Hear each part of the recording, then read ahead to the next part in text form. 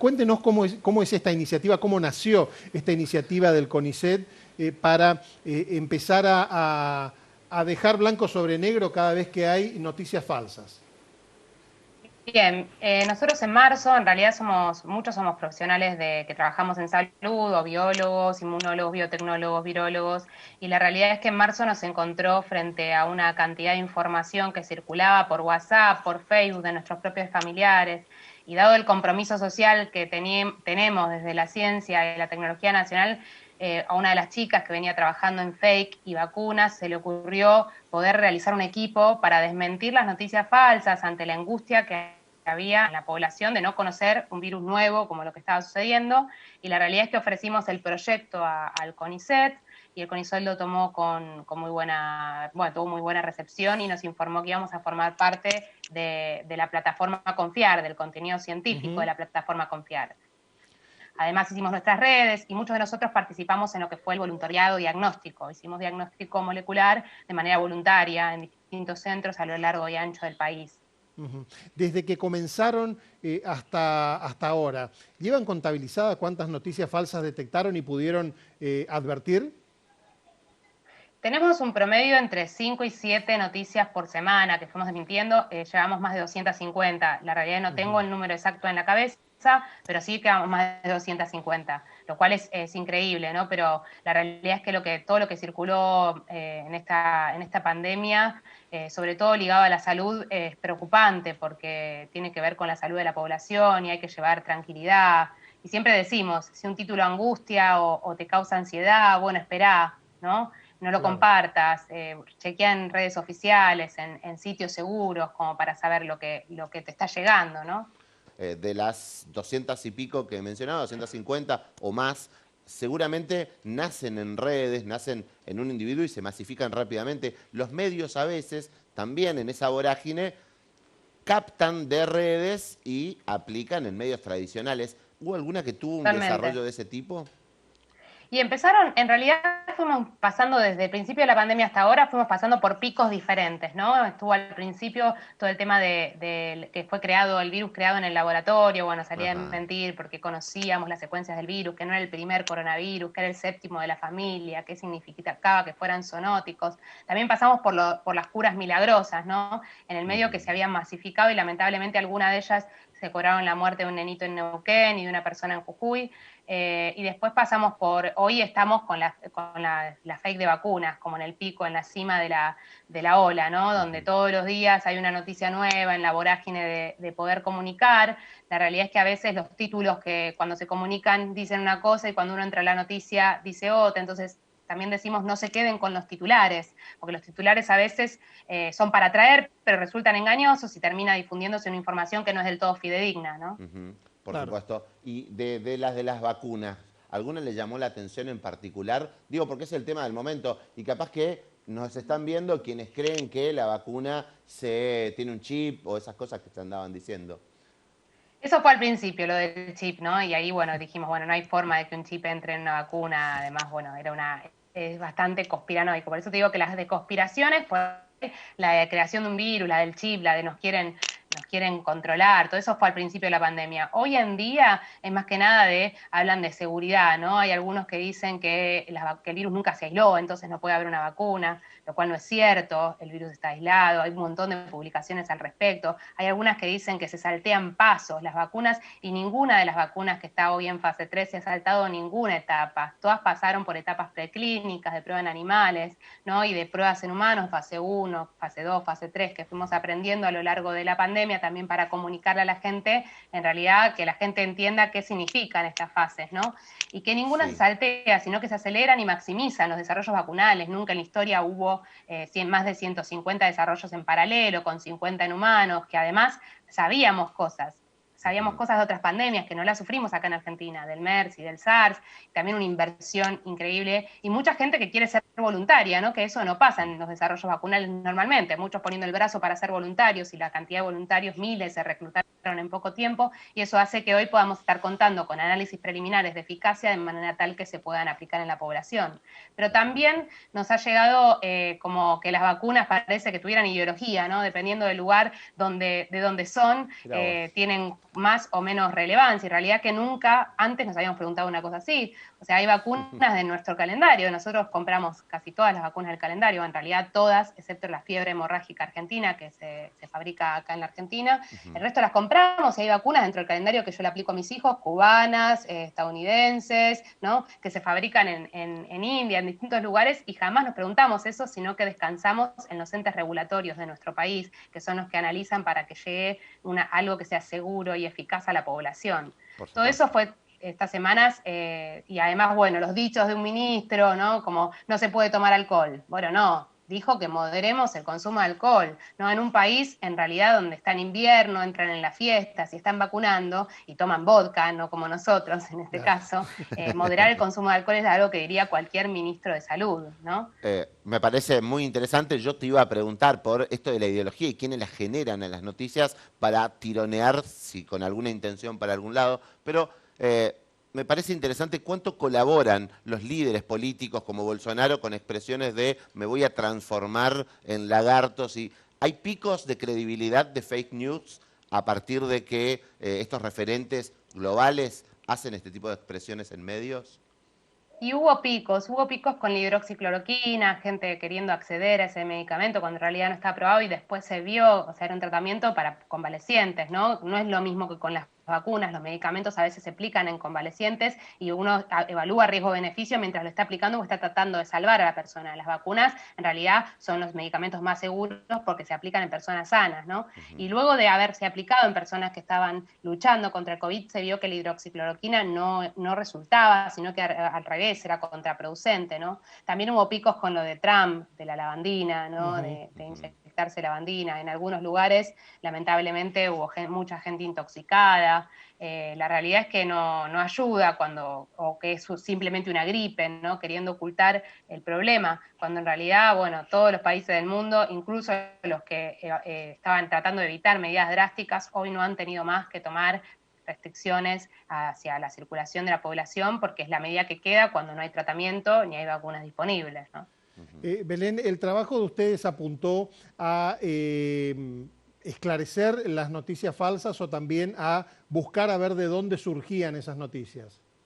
No, nosotros estamos en esclarecer las noticias, en buscar de dónde surgen. La realidad es que no nos dan las manos. Estamos con gente que hace comunicación, que estudia y evaluando realmente hacerlo, fuimos ampliando, pero la realidad es nuestro trabajo se centró en llevar información fidedigna, basada en evidencia científica, y tratamos, bueno, esto de la construcción del pensamiento científico, que uno no siempre sabe todo acabadamente. Hablar de verdad en la ciencia no está del todo bien, ¿no? Claro. Pero sí que tenemos evidencias y que hay un consenso a nivel mundial respecto a con las evidencias científicas en mano, y por eso también fuimos construyendo, ¿no? Con la gente existe, por ejemplo, en Confiar una parte que nosotros decimos apresurado. No decimos ni que es verdadero ni que es falso, sino que es apresurado por el momento, por ahí porque el estudio es chico, porque se hizo solo en un hospital, porque se vio en pocos pacientes, porque es simplemente una correlación. Entonces tratamos de construir con la gente, bueno, a ver, esto no está, ni te puedo decir que es verdadero ni falso, pero por el momento no te asustes porque es algo que les faltan datos como para que sea un consenso, ¿no?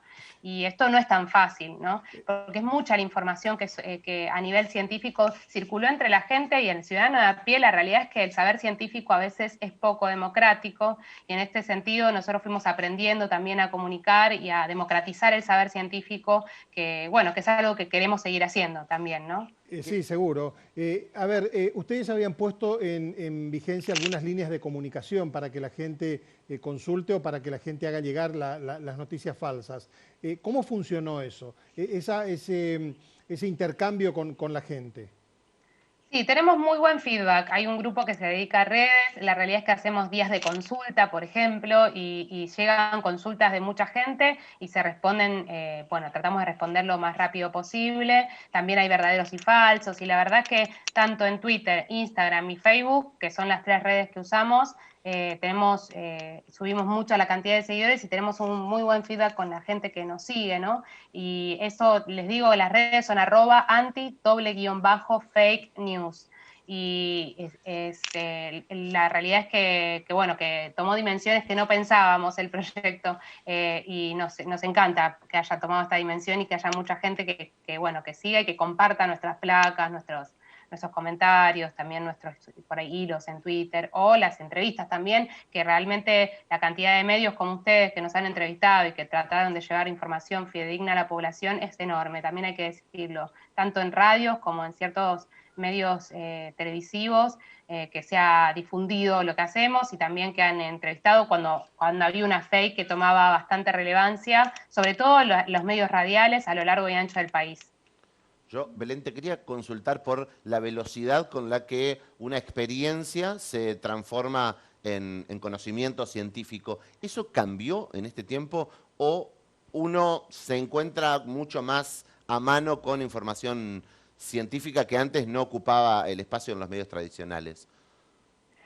Mira, la realidad es que hoy, frente al COVID, estuvieron abiertas las publicaciones científicas para todo el mundo e incluso estuvieron abiertas publicaciones que nosotros decimos que todavía no habían sido evaluadas por pares. Esto no pasa nunca, pero es más que nada para que los científicos pudiéramos más rápidamente evaluar, ver los estudios que estaban en curso y también, bueno, tener un testeo más veloz, ¿no? Dado que estábamos en pandemia. Esto es, por un lado, bueno, porque la información circula más rápido que de costumbre, porque en general el proceso de evaluación de una publicación científica lleva meses, a veces años, pero por otro lado, el problema está en que algunas publicaciones que se llaman, nosotros decimos preprints, antes de ser publicada y evaluada por pares, han llegado a los medios de comunicación que también tenían libre acceso y muchas veces se han publicado correlaciones o cosas que después se vio que no eran así, o sea, ¿no? Como por ejemplo, o una tendencia o una correlación, que uno la toma solamente cuando lee el paper, dice, bueno, es una correlación, hay que ver,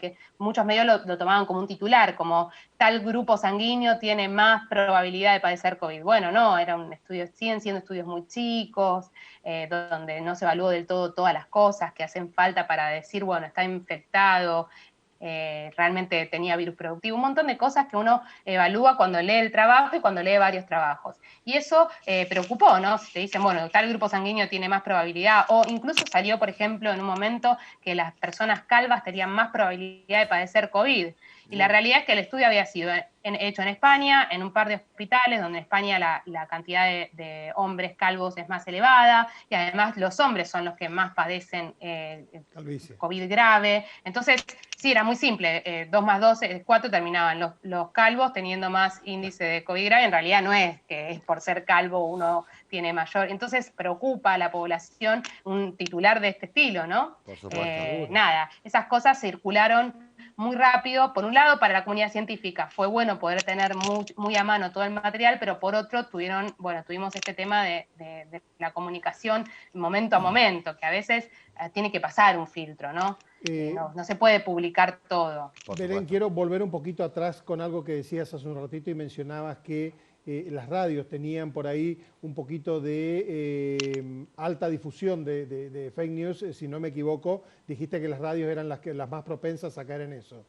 No, yo dije que las radios fueron las que más nos contactaron para derribar las que más los contactaron. Perdón, entendí mal. Fueron las que más consultas hicieron.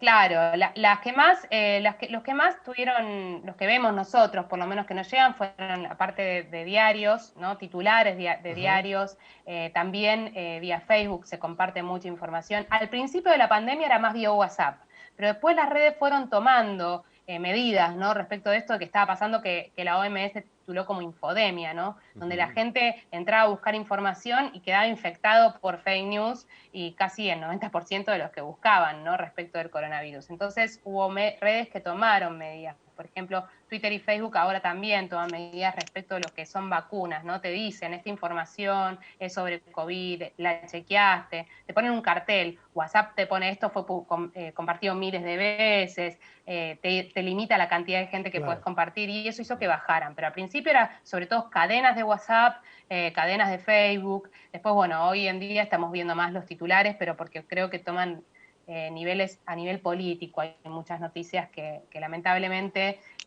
cuando estamos hablando de vacunación está mezclada la política con la vacunación y es un problema, ¿no? Porque bueno, la vacunación es una de las cosas más importantes que tuvo la humanidad como para con la salud pública, ¿no?